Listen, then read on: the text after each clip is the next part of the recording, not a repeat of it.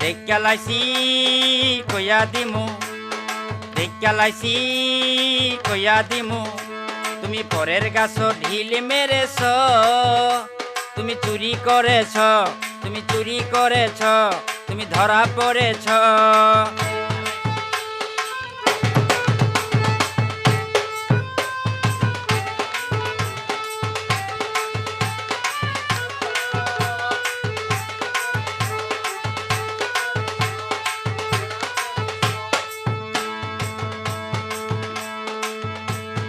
নিজের গাছে ফল থাকিতে কেন অন্যের ফলে লোভ করেছ?